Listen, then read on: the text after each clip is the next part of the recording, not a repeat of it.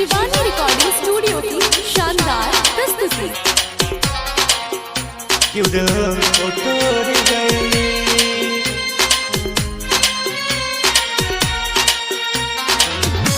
Music by Ram आदेश कुशवाहा।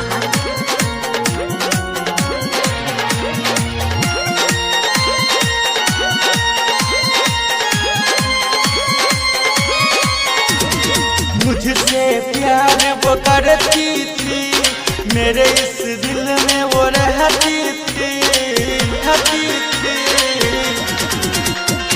मुझसे प्यार वो करती थी, मेरे इस दिल में वो रहती थी।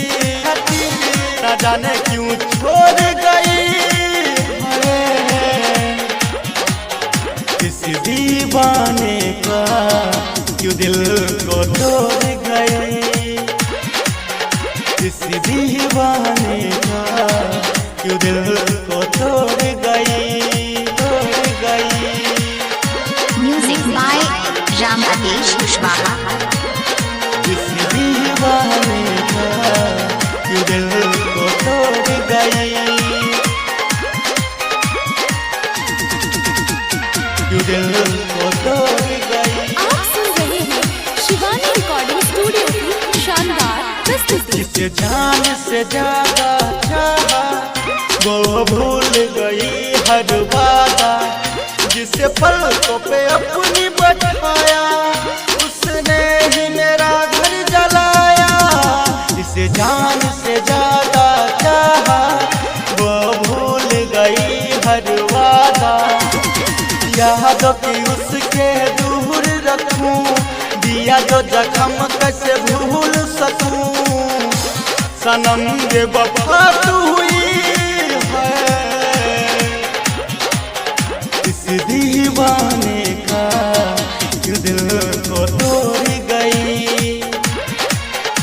इस दीवाने का क्यों दिल को तोड़ गई, इस दीवाने का क्यों दिल को तोड़ गई।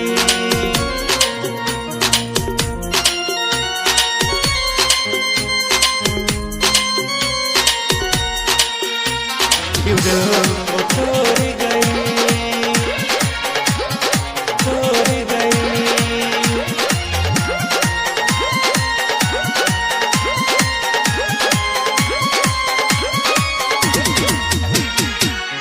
मेरा प्यार समझ नहीं पाई, ओह कैसी है पत्थर भाई, जखन हैया से शादी रचाई, धीरज से की बेवफाई। मेरा प्यार समझ नहीं पाई, ओह कैसी है पत्थर भाई। दिल ना अब मैं लगाऊंगा, दिल पे सितम ना उठाऊंगा।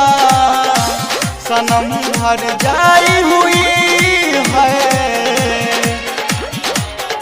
इस दीवाने का क्यों दिल को तोड़ गई, इस दीवाने का क्यों दिल